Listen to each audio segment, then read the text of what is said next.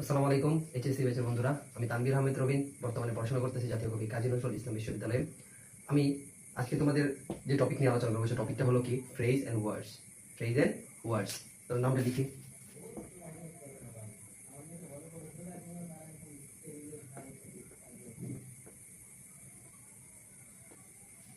Phrase and ওয়ার্ডস ইংরেজি দ্বিতীয় পত্রের খুবই একটি সহজ টপিক। আজকে তুমি জাস্ট আমাকে 10টা মিনিট সময় দাও। আজকে আমি তোমাকে যেভাবে পড়াবো এভাবে তুমি যদি মনোযোগ দিয়ে বাড়িতে প্র্যাকটিস করো তাহলে তুমি আজকে এই টপিকটা মাত্র 10 মিনিটের মধ্যেই তুমি পুরোপুরি কভার করতে পারবে এবং পুরোপুরি পানি ভাত হয়ে যাবে। কি হয়ে যাবে তোমাদের কাছে?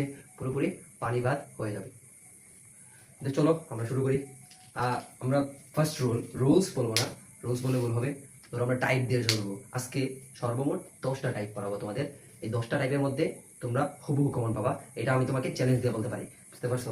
দেখো, ফার্স্ট হলো কি টাইপ 1।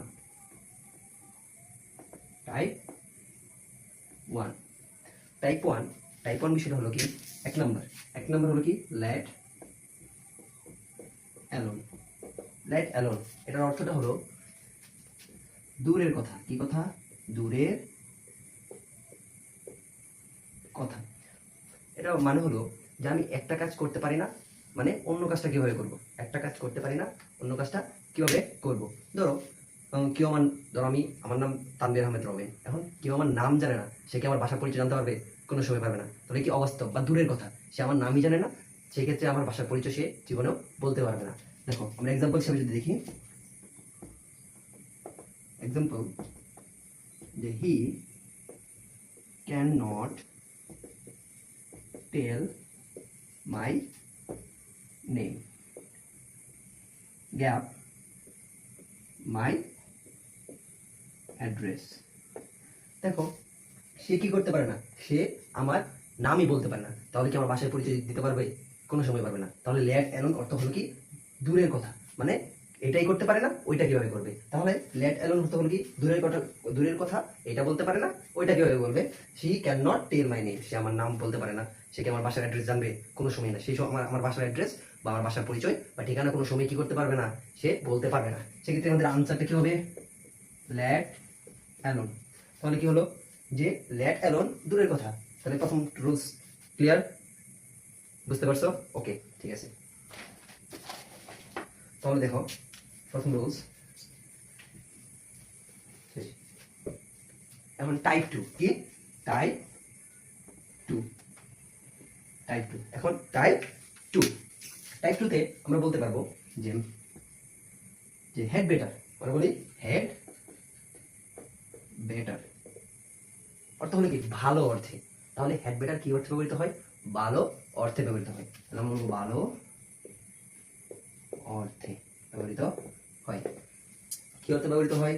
ভালো অর্থে ব্যবহৃত হয়। তাহলে আমরা উদাহরণ দেখি এক্সাম্পল। যে আজকে বাইরে, ধরো আমি বললাম আজকে বাইরে বৃষ্টি পড়তেছে। এখন বাইরে যেহেতু বৃষ্টি পড়তেছে, তাহলে কি আমার বাইরে যাওয়া কি উচিত হবে? বাইরে যাওয়া উচিত হবে না। তাহলে কি হ্যাড বেটার ভালো অর্থে, যেহেতু বাইরে বৃষ্টি পড়তেছে সেক্ষেত্রে আমাদের বাইরে যাওয়া কি হবে না? ঠিক হবে না। সেক্ষেত্রে আমরা বলি, আমরা এক্সাম্পল হিসেবে দেখি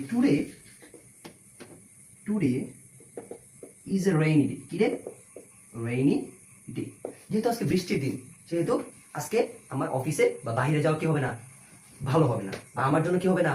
ভালো হবে না। সেক্ষেত্রে আমরা কি, যেহেতু আজকে বৃষ্টির দিন, then I not go to school অথবা অফিস অথবা কলেজ, যেটাই দাও ওইটাই দাই, কোনো সমস্যা নেই। I dash not go to college today. যেহেতু আজকে বৃষ্টির দিন, সেহেতু আমার কলেজে যাওয়া কি হবে না? ঠিক হবে না। সেক্ষেত্রে আমাদের এখানে কি হবে? যেহেতু এটা হ্যাড, এটা কি হবে? Had better. কি বেটার? Had better. এবার ভার্ব আছে, কোথায় কোথায় বসবে? ভার্ব যেখানে আছে ওইখানে বসবে। তাহলে আই হ্যাড বেটার, আমার উচিত বা ভালো হবে। নট গো কোথায়? যাওয়া, না যাওয়া। কি হবে? না যাওয়া, আমার না যাওয়া ভালো হবে। টু কোথায়? কলেজে। কোথায়? কলেজে। কোন দিন? টুডে। তাহলে আজকে যেহেতু বৃষ্টির দিন, তাহলে আমার কলেজে না যাওয়া কি হবে? আমার জন্য ভালো হবে। তো ক্লিয়ার? ওকে, আমরা নেক্সট এতে যাই। টাইপ এখন হবে টাইপ 3। আমরা লিখি টাইপ 3। কি? উড রাদার, কি রাদার, উড রাদার। এটার অর্থ কি হবে, বরং ভালো, কি ভালো, বরং ভালো। এটাও কি কি হিসেবে ব্যবহৃত হয়, ভালো হিসেবে ব্যবহৃত। তখন এখন প্রশ্ন হইতে পারে যে স্যার এটাও ভালো বলতেছেন ওইটাও ভালো বলতেছেন, তাহলে এটা দুইটার মধ্যে পার্থক্যটা কি?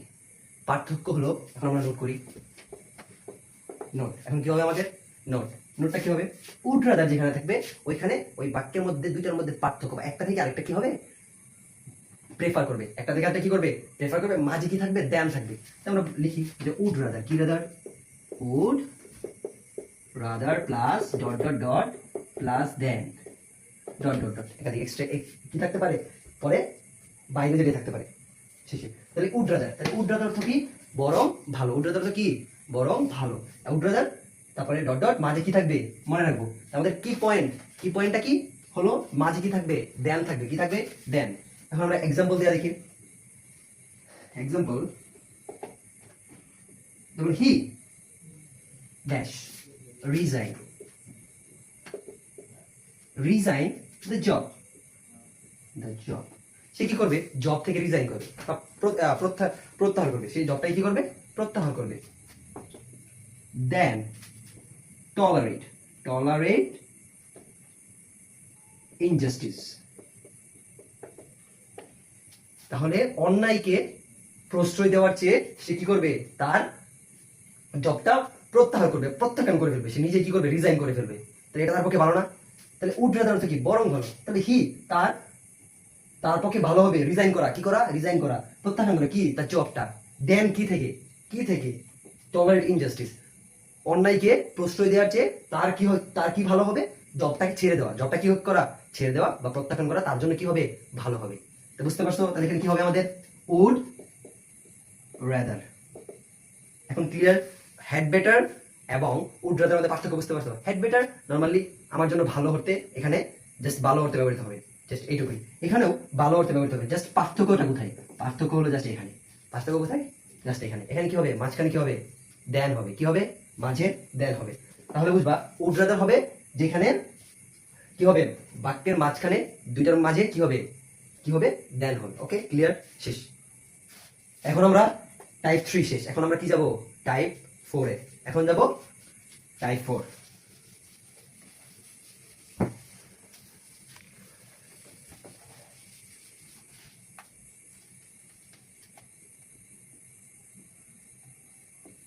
এখন টাইপ 4, টাইপ 4, টাইপ 4 হলো কি, টাইপ 4 এর মধ্যে আমরা দেখতে পাই অ্যাজ সুন অ্যাজ, কি soon as, as soon as, as soon as, as soon as. এটা আমরা অর্থ বলতে পারি মানে যখন তখন বা করতে না করতেই, যখন তখন বা করতে না করতে, আমরা যখন, যখনই তখনই। অলসো, অলসো তুমি বলতে পারো যে করতে না করতে, করতে বা হতে না হতে, যেতে না যেতেই, করতে না করতেই, করতে না করতে। এখন আমরা এটা কিভাবে হবে, এটা কিভাবে হবে, অ্যাজ সুন অ্যাজ। এখন অ্যাজ সুন অ্যাজ বলতে আমরা নোট করব, নোটটা কি হবে, নোটটা হবে যে প্রেজেন্ট, প্রেজেন্ট পাস্ট ইনডিফিনিট, কি হবে, পাস্ট ইনডিফিনিট প্লাস মানে কি হবে, as soon as, as soon as plus কি হবে, পাস্ট ইনডিফিনিট, পাস্ট ইনডিফিনিট। এখন past indefinite as soon as past indefinite, তাহলে দুইটা বাক্য থাকবে কমা দ্বারা যুক্ত থাকবে, কি দ্বারা যুক্ত থাকবে, কমা দ্বারা দুইটা বাক্য যুক্ত থাকবে। দুইটা বাক্য কি হবে, এটাও পাস্ট হবে, ওইটাও কি হবে, পাস্ট হবে, কি হবে, পাস্ট হবে। তাহলে মনে রাখবা অ্যাজ সুন অ্যাজ এটা মাঝেও থাকতে পারে অথবা এখানে শুরুতে থাকতে পারে। এখন আমরা বলতে পারি যে এটা যদি শুরুতে থাকে তাহলে অ্যাজ সুন অ্যাজ, তাহলে এই পাস্ট এর প্রথম বাক্যটা কি হবে, past plus past indefinite plus past indefinite. তাহলে যদি কি হয়, এটা শেষে হয়, অ্যাজ সুন অ্যাজ মাঝখানে হলে প্রথমটা পাস্ট ইনডিফিনিট, লাস্টটা কি হবে, দুইটা বাক্য কি হবে, পাস্ট ইনডিফিনিট হবে। কিন্তু আবার যদি অ্যাজ সুন অ্যাজ শুরুতে থাকে তাহলে পাস্ট ইনডিফিনিট দুইটা দুইটা পরে বসলো কি নেই। কিন্তু এটা মনে রাখতে হবে যে আমাদের কি কমা দ্বারা, কি দ্বারা, কমা দ্বারা দুইটা বাক্য কি করতে হবে, শেষ করতে হবে, বা কমা দ্বারা দুইটা বাক্য হবে। আমরা এক্সাম্পলটা দেখি,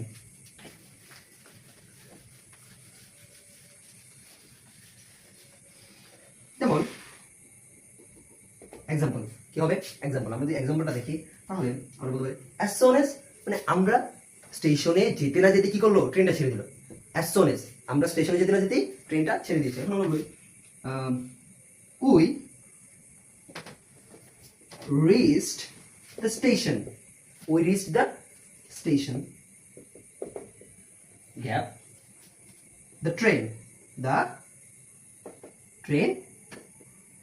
left আমরা স্টেশনে যেতে না যেতে ট্রেনটা কি করলো ছেড়ে দিল বা লেফট হয়ে গেছে কি হয়ে গেছে লেফট হয়ে গেছে আজান দিয়ে দিছে সো আমরা 2 মিনিট বিরতি বরাবর সমস্যা অফ করো এখন শেষ করতে জন্য তো না করো এই মানে প্রস্তুত তো তো চাষ করতে না পর আমরা আবার ক্লাস শুরু করলাম দেখো আমরা কোথায় ছিলাম যে as soon as মানে হলো কি যখন তখন বা করতে না করতে as soon as মানে কি যখন তখন যখনই তখনই অথবা করতে না করতে তাহলে আমরা एग्जांपल কি দিলাম উই রিচ দ্য স্টেশন আমরা স্টেশনে পৌঁছানোর পরে দ্য ট্রেন লেফট ট্রেনও কি হয়ে গেল ছেড়ে দিল আমরা স্টেশনে পৌঁছানোর পরে পরে কি হলো ট্রেন ছেড়ে দিল তাহলে এখানে কি হবে as soon as তাহলে বুঝতে পারছো তাহলে কাজটা কি হবে আমরা স্টেশনে গেলাম ট্রেনটাও ছেড়ে দিল তাহলে as soon as যখনই আমরা স্টেশনে গেলাম তখনই কি করলো ট্রেনটা ছেড়ে দিল তাহলে বুঝতে পারছো as soon as এই রুলসটা বুঝতে পারছো ওকে ঠিক আছে তাহলে আমরা নেক্সট রুলস টাইপস রুলস না সরি টাইপ নেক্সট টাইপটা হলো কি টাইপ নাম্বার 5 কি হবে টাইপ নাম্বার 5 এর what does look like what does dot look like আমরা লিখি what does look like এটা অর্থ কি what does look like অর্থ হলো কি দেখতে কেমন what does look like এটার অর্থ হলো কি দেখতে কেমন তাই আমরা বলতে পারি যে ভূত দেখতে কেমন আমরা বলতে পারি কি ভূত দেখতে কেমন তাহলে আমরা প্রশ্নটা লিখি एग्जांपल যে dash a ghost look like আর এটাতে সবচেয়ে মোস্ট ইম্পর্টেন্ট থিংটা তোমার মনে রাখতে হবে যেটা এটা কি রকম বাক্য এটা হলো কি একটা প্রশ্নবোধক বা ইন্টারোগেটিভ বাক্য যেহেতু আমরা জানি ডব্লিউএস ওয়ার্ড দিয়া যদি কোনো বাক্য কি হয় শুরু হয় তাহলে সেটা কি হয় প্রশ্নবোধক বাক্য হয় বা ইন্টারোগেটিভ সেন্টেন্স হয় ইন্টারোগেটিভ সেন্টেন্সের মধ্যে আমরা জানি বাক্যের শেষে কি দেওয়া লাগে কোশ্চেন মার্ক কি দেওয়া লাগে কোশ্চেন মার্ক সেক্ষেত্রে আমাদের অবভিয়াসলি এটা মাথায় রাখতে হবে যে যেহেতু আমরা কি করতেছি একটা ইন্টারোগেটিভ সেন্টেন্স করতেছি সেহেতু আমাদের কি করতে হবে লাস্টে কোশ্চেন মার্ক বাধ্যতামূলক দিতে হবে তাহলে আমরা লাস্টে কোশ্চেন মার্ক দিয়ে দিই দেখুন আমরা বলছি দেখতে কেমন আমরা বলি দ্য ঘোস্টটা হোয়াট ডাজ লুক লাইক তো দেখতে কেমন তাহলে আমরা যদি বলি যে ভূতটা দেখতে কেমন বা তুমি তোমার বাবাকে জিজ্ঞেস করতে পারে যে ছোট যে ছেলে মানুষ আছে বা পোলাপাইন আছে তার বাবা মাকে অনেক সময় ছোট থাকার সময় যেহেতু আমরা বুঝি নাই সেক্ষেত্রে আমরা অনেকে জিজ্ঞেস করছি বাবা ভূত দেখতে কেমন সেক্ষেত্রে আমরা এখন এখানে ওই সেম উদাহরণটা এখানে নিয়ে আসলাম যে what does the ghost look like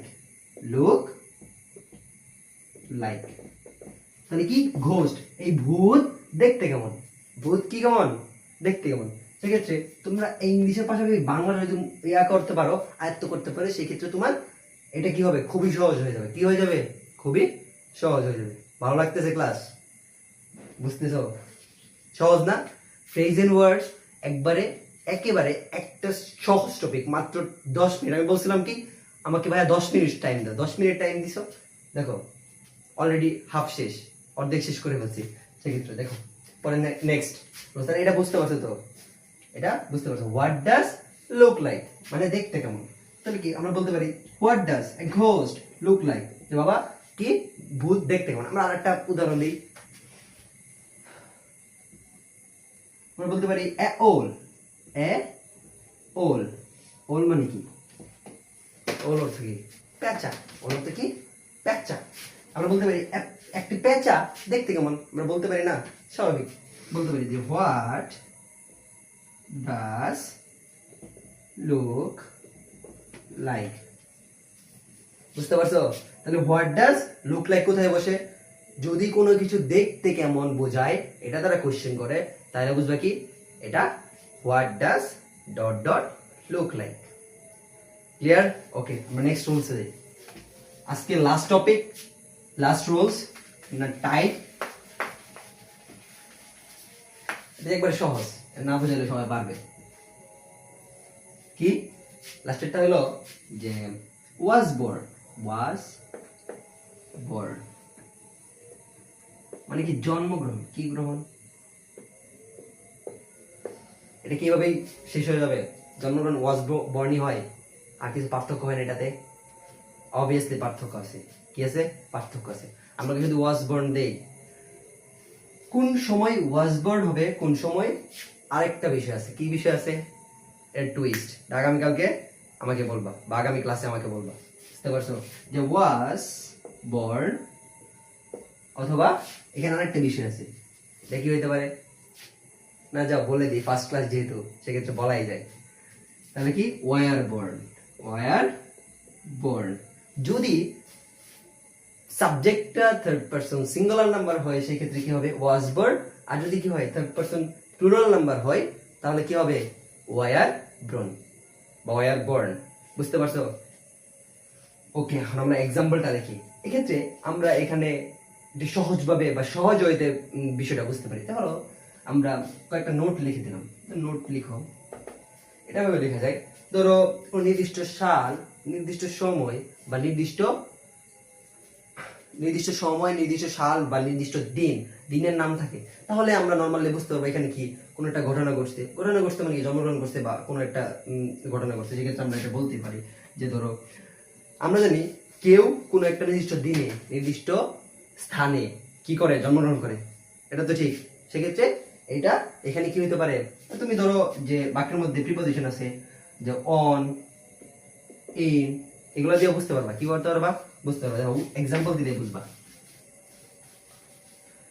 দেখো আমরা যদি বলি, আমরা বললাম হি, এক্সাম্পল বললাম he dash on 14 November Bangladesh. কি? ইন বাংলাদেশ। কি বাংলাদেশ? ইন বিডি জায়গা শর্ট, সেক্ষেত্রে ইন বিডি। তাহলে কি হি 14 তারিখ কত সালে? ইন 99, সরি বাংলাদেশে দেওয়া আছে। তাহলে সে 14 তারিখ কি করছে? জন্মগ্রহণ করছে। কি করছে? জন্মগ্রহণ করেছে। 14 তারিখ কি করেছে? সে জন্মগ্রহণ করেছে। আমরা এখানে দিতাম ইন বিডি বা বাংলাদেশে, না ইন বিডি না, ধরো 1899। কত? সে 1899 সালের 14 তারিখ কি করছে? জন্মগ্রহণ করছে। কি করছে? জন্মগ্রহণ করছে। 1899 সালে 14 তারিখ সে জন্মগ্রহণ করছে। কি করেছিল? Was born. কি করেছিল? সে জন্মগ্রহণ করেছিল। জন্মগ্রহণ করেছিল কত সালে? 1899। তাহলে অবভিয়াসলি ওয়াজ বর্ন হবে কোনো একটা নির্দিষ্ট সময়, নির্দিষ্ট সাল অথবা নির্দিষ্ট নাম। এটাতে বোঝালে বা বাক্যের মধ্যে যেটা বোঝায়, দেখো দেখো সে একটা সালে জন্মগ্রহণ করছে বা একটা তারিখে জন্মগ্রহণ করছে, তার মানে কি নির্দিষ্ট একটা তারিখ অথবা সাল বুঝাইছে। এই বুঝতে পারছো সবাই? তাহলে ওয়াজ বর্ন কোথায় হবে? বুঝতে পারছো তো? জন্মগ্রহণ অর্থে একটা নির্দিষ্ট যদি স্থান বোঝায়, নির্দিষ্ট সময় বা নির্দিষ্ট নাম বোঝায়, সেক্ষেত্রে সেখানে কি হবে? ওয়াজ বর্ন হবে। সো এটার মাধ্যমেই আজকের ক্লাস এখানেই শেষ। আগামী ক্লাসে এটার বাকি টপিক নিয়ে দেখা হবে, বাকি যে টাইপস গুলো আছে ওইগুলো নিয়ে কথা হবে। সবাই খেলা দেখো নাকি? সবাই খেলা দেখো। যেহেতু খেলা দেখো তাহলে আমরা সবাই জানি, সবাই অবগত আছি যে রাত 11টায় ব্রাজিল ভার্সেস জাপানের খেলা আছে। সেই ক্ষেত্রে আমরা ওইখান থেকে যে কোনো একটা টিম বাদ পড়বে, যেহেতু নকআউট স্টেজে যে কোনো একটা টিম বাদ পড়ে যাবে। তার মানে কি তারা থেমে যাবে, খেলাধুলা বাদ দিয়ে দিবে? না, তারা কি করবে? তারা আরো শক্তভাবে, আরো দৃঢ়ভাবে সামনের দিকে এগিয়ে যাবে এবং সামনের বিশ্বকাপে আরো ভালো করার চেষ্টা করবে। সেভাবে তোমাদেরও যদি জীবনে হতাশা ব্যর্থতা স্বাভাবিক আসবে, তার সেই জন্য থেমে থাকা যাবে না। নিজের মনকে সুদৃঢ় করে এবং আত্মবিশ্বাস নিয়ে সামনের দিকে এগিয়ে যেতে হবে এবং নিজের স্বপ্নকে ছুঁতে হবে। ওই চূড়া পর্যন্ত যেতে হবে যেখানে তোমাকে কেউ ছুঁতে পারবে না, যেখানে তোমার উপরের দিকে তাকাইতে হবে না, তুমি নিচের দিকে তাকাইলেই সব দেখতে পারবা। সেক্ষেত্রে আজকে এখানেই শেষ করতেছি। আগামী ক্লাসে দেখা হবে। ধন্যবাদ। আসসালামু আলাইকুম। শুভ সন্ধ্যা।